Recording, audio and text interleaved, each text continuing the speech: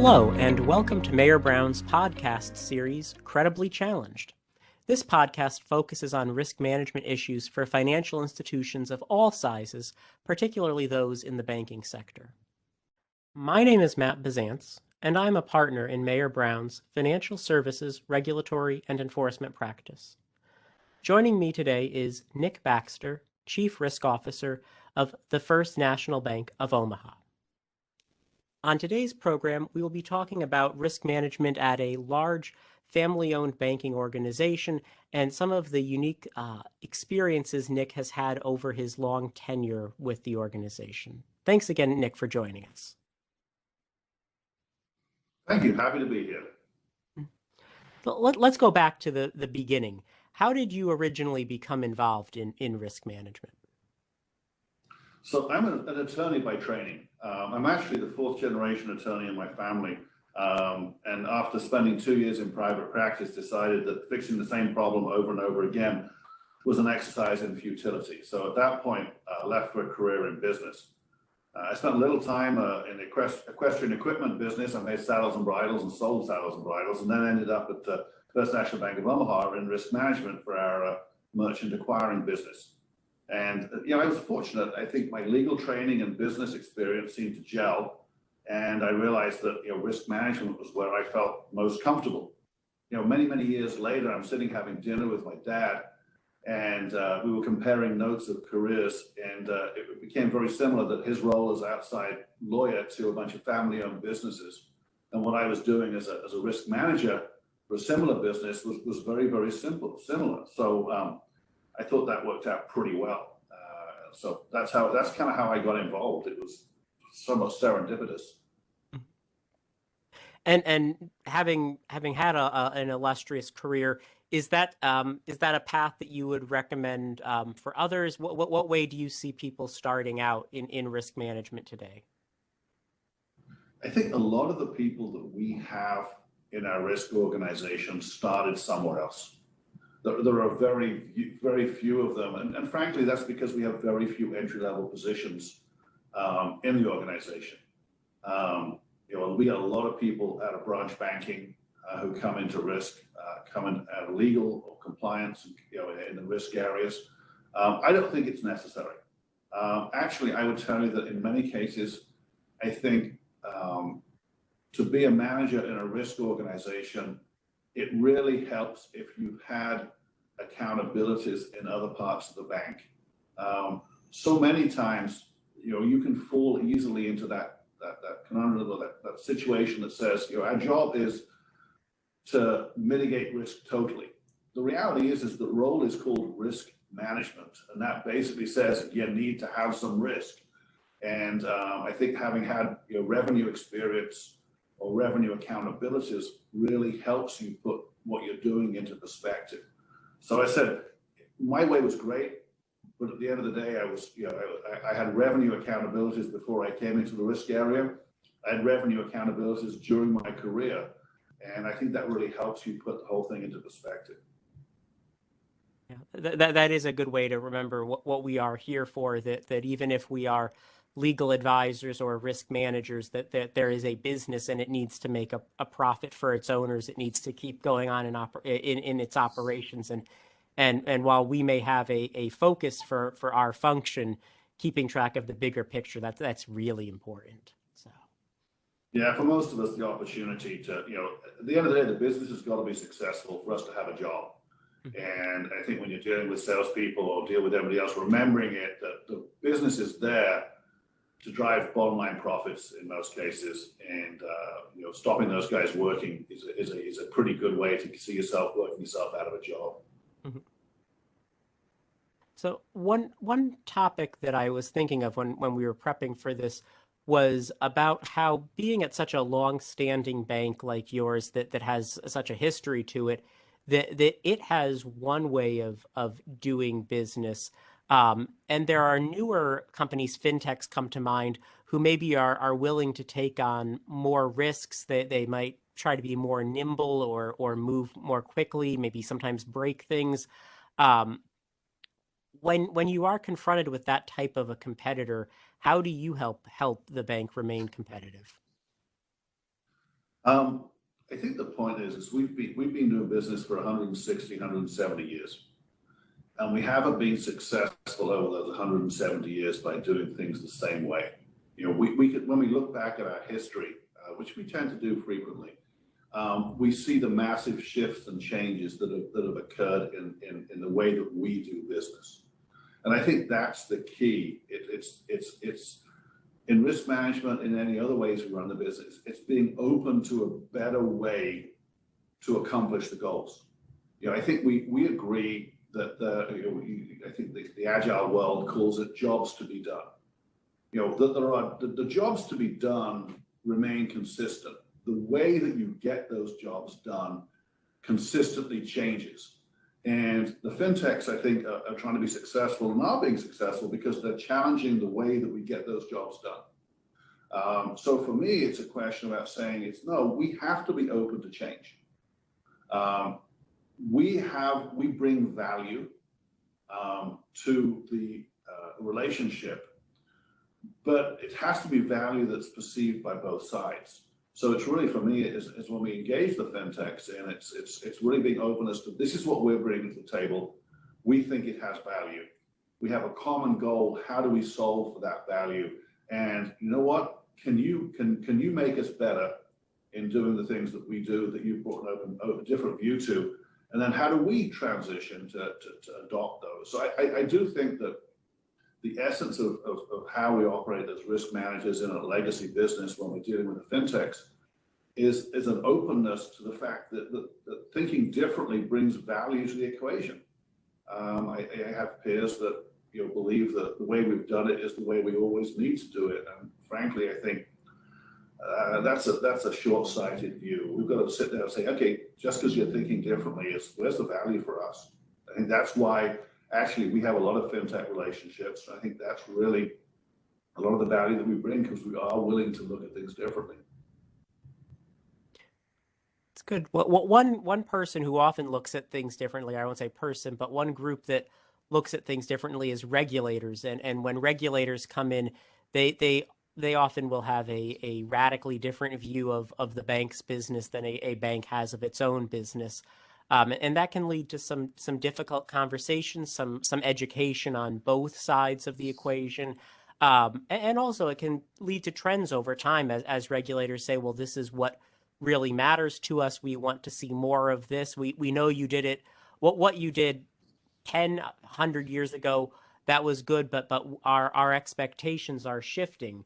And so what in risk management, as you see those regulatory expectations shift over time, how are you working with the regulators? How are you minimizing surprises and maintaining that relationship? So one of my key accountabilities, and it's different with different companies, one of my key accountabilities is maintaining our relationships, a positive relationship with our regulators. And so my mantra has always been no surprises. It's unfair to expect a regulator to listen to what you've got to say and give you a fair audience if you keep on surprising them. So I think that's the first point. The second point is you have to have perspective. There's very little upside to being a regulator. At the end of the day, think about it. What you're trying to do is you're trying to avoid something bad happen to the financial services sector. When things go really well, you don't get an attaboy. You only get an attaboy when something when you fix something that's bad. So I think it's critically important to look at the situation from the regulator's perspective. So that to me is one of the keys, is making sure that I explain to my peers the regulator's perspective of the situation, and then engaging with that regulator to ensure that we've got that right. And that's really what we do. We spend a lot of time, and we're regulated by the control of the currency and the Federal Reserve, and we spend a lot of time trying to make sure that we understand where they're coming from and what their hot buttons are. And that's that can change massively month by month, quarter by quarter, year by year. And so it's not to expect that it stays the same is unrealistic. But at the same time is to make sure that we understand how that relates to what we're trying to do. Hmm. It's, for us, it's a consistent balance trying to understand how much information they need to do their job and balancing how much information they need versus our ability to be agile and quickly moving in the business space. And you can't get that if you're only talking to the regulator once every month or once every 2 months. Hmm. We've been fortunate that we've had, I've worked with multiple examiners and charges over the year, and what works is engaging them so that there is a commonality of understanding of people's vested interests. What do they need? What do we need? And we have to be honest, and transparent about it. And I think that's the key. The other point, I think, is this issue about regulators always wanting information. We have an obligation to give them that information, but at the same time, we have to understand why they want that information to make sure that what we're giving them is both accurate and relevant. And then, sometimes you have to push back, and say, look, we understand why you want this information. It's going to take us time to get you accurate information. Asking for it for tomorrow or next week is unrealistic. I can get it to you in 10 days or 2 weeks. You can't do that unless you have a relationship with that regulator that understands. So that's at least the rationale as to why you do what you do. Hmm. Interesting. And when you were talking there about the communication, the building, the relationship, it sounds like you and your regulators, to their credit, put a lot of time into that relationship, and probably given the importance of the risk function, they spend a lot of time talking with you about it, and they're able to dedicate not just the uppermost levels of the regulator, the examiner in charge, but all of the levels of the regulator staff are probably engaged on these issues. What that makes me think of, though, is when you have to pivot and think of doing business in a different way, and that comes up sometimes, I think, when dealing with maybe your board of directors or senior management, where there's limitations on the ability to focus. They can't really push things down to say, well, can someone else take this report and analyze it? That the board is expected to be engaged on these issues. So how do you tailor or change your communication style to maintain a similarly strong relationship with the bank's board? There is a commonality, and it's called trust. And I think that if you build up a level of trust with both the board in the same way that you do with the regulators, it gives you a lot of flexibility. When you work for a family-owned business, the key is to ensure that the people who need the information get the right information at the right time at the right level. And trust that you are giving them the relevant data for them to make the right decisions. And I think that, as a result of that, there is information that the board is not going to get.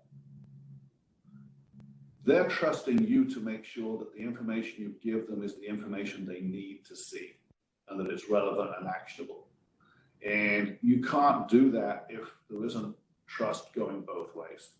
Mm-hmm. And I think that's the key. My modus operandi with our board is relatively simple, is you spend time establishing the relationship. Mm-hmm. And over time, you deliver them that information. Some of it may not be flattering, or it may be bad news, but they trust you, and they understand that you're going to give them what they have to get in order to make the decisions they have. So, I think in an organization like ours, you reach a common understanding as to what the board's accountability is. Mm-hmm. And that means, as a CRO, I have conversations with our board members to say, guys, I understand why you're asking that question, but that is an accountability of management and not the board. Mm-hmm. And you don't need that data. On the flip side, guys, this is a topic that you've got an accountability for. The OCC has made it very clear that they expect that you understand what's going on in this space. And so I'm going to give you the information that you need. And we've had some very frank conversations on both of those topics in areas where they don't want the information, and in areas where they want it, but they shouldn't have it. Some of the best conversations that we've had have been where we're describing, well, I want more information about that. And us saying, you know what, guys, I can give you that information, but have you considered the accountability that that creates when you have it? Do you really want to expand your accountability into an area that currently doesn't exist? And I think when you have that discussion, you come to an agreement that says, yeah, you're right, I don't want to know that, but I really want to know about this or the other, and so help me there. So that's kind of been the way that I've worked with our boards over time, is balancing that out. That's a great way to think about it, and I might borrow that approach of, do you really want the responsibility that comes with knowing that information? It's kind of like out of an old spy movie where the spy would say, well, if I told you that, I'd have to kill you. It's a good way to make it clear what the consequences are of the actions. Well, it's always, I think the other one actually is the entertaining one I got from lawyer friends, from litigators, who are always harping on is, you'll never ask a question you don't know the answer to. That is one that I use frequently with the board and how we interact with them. Is that information is power, information is useful, and you want to make sure that you've got the stuff you need, but not the stuff you don't need.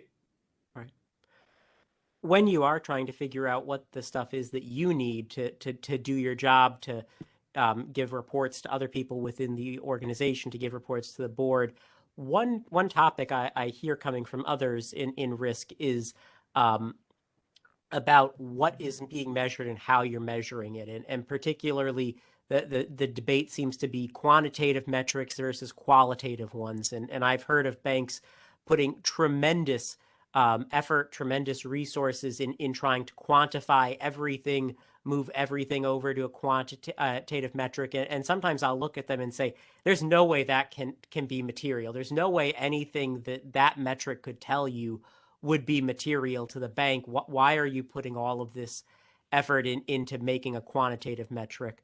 Or maybe in some cases it just is inappropriate, that there is no way to quantify a particular aspect of reputational risk or some part of conduct risk. It just can't be done. What are your thoughts on that way of identifying what information you need, and is it quantitative or qualitative? I have to say this, I'm as my finance friends will tell you, I'm a qualitative person versus the quantitative. I think it's also a state of maturity in programs. You layer in the qualitative metrics first, understanding that they're directional in nature and there is a level of trust. But at the end of the day, if you've established trust and perspective around your programs, qualitative KPIs or qualitative numbers move you forward. And they're relatively cost effective put in. At that point, then you can look at the quantitative and work out which of them actually add value when you take into account the cost of production. And so the way that what I do is I grow in, we're looking for impact, we're looking for materiality and value. And so we tend to focus first on qualitative, subjective to a certain extent, subjective metrics that we can move people, that help people move in the right direction. And then as and when time comes, we'll add the objective numbers and metrics in there when they make sense.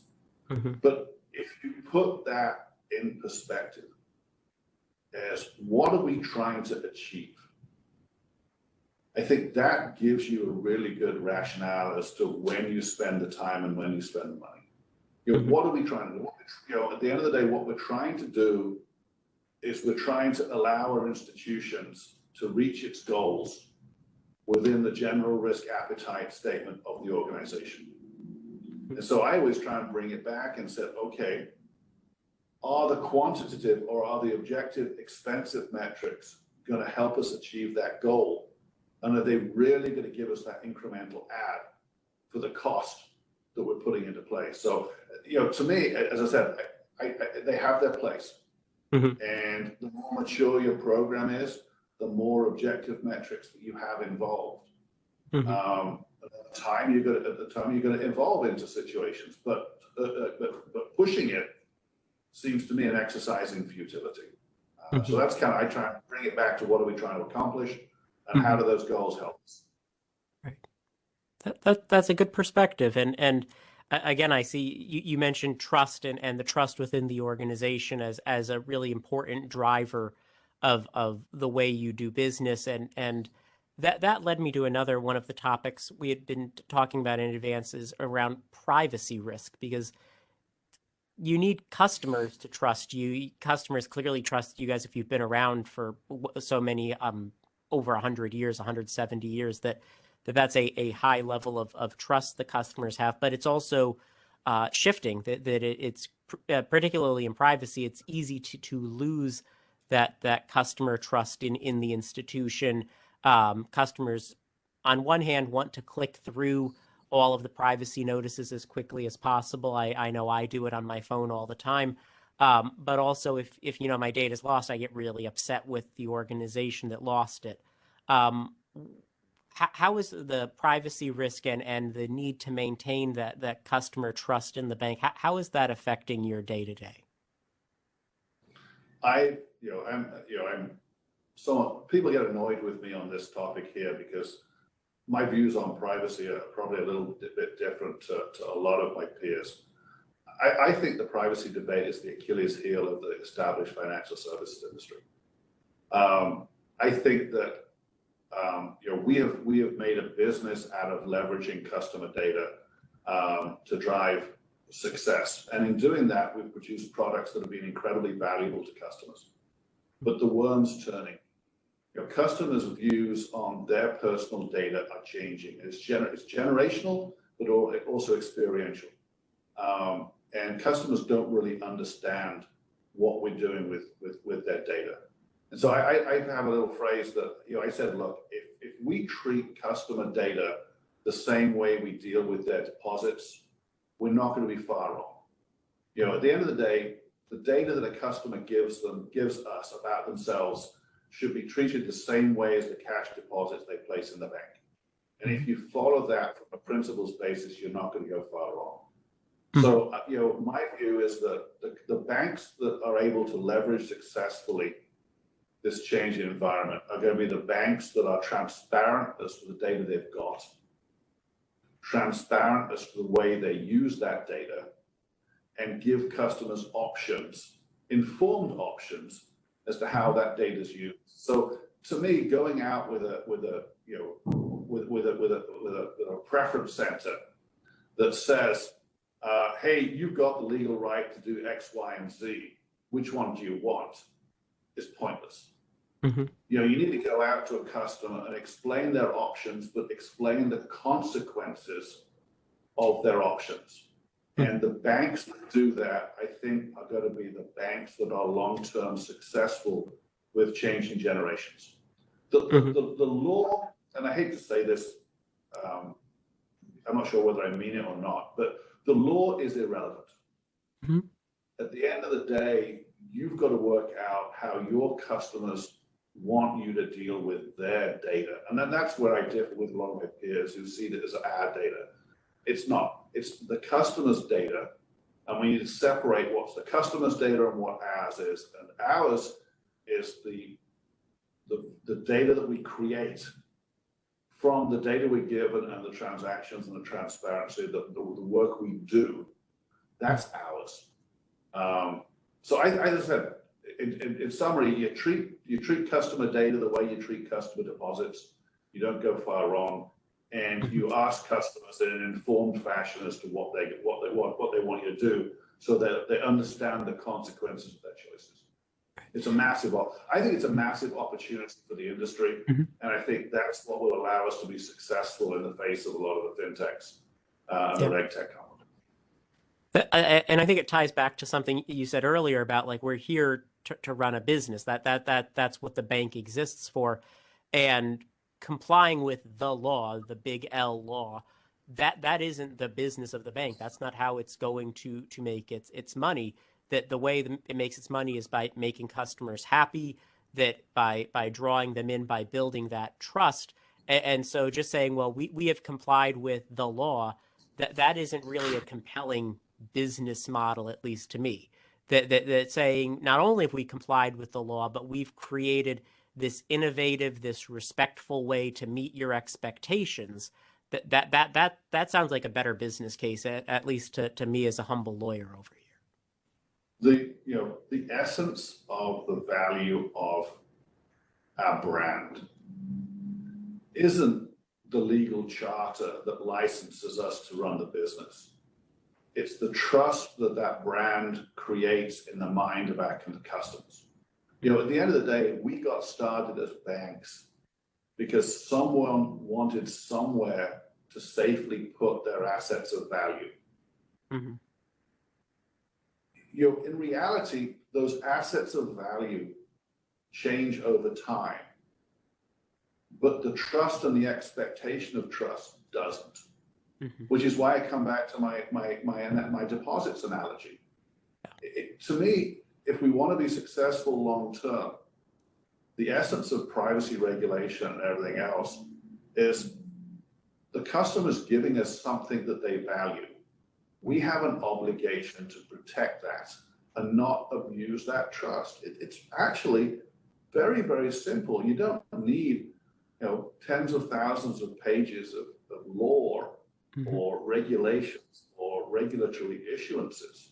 Mm-hmm. It's really a question of trust and doing the right thing that goes back to the first banks who were just taking, at the end of the day, in this country, we trace our history as a bank back to a one-story building in Omaha where we took deposits of gold dust. Wow. And I hate to be, but that's how we got started, is somebody trusted us to take those assets and protect them. And I think we should treat the customer data that we have in the same way.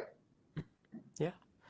You've clearly spent a lot of time thinking not only about risk, but about the business of banking and how it's grown and where it can go. When you do work with lawyers, be they in-house counsel or external counsel who are working with you on risk issues, what's one thing that you wish they did differently or that they knew to help you be more effective?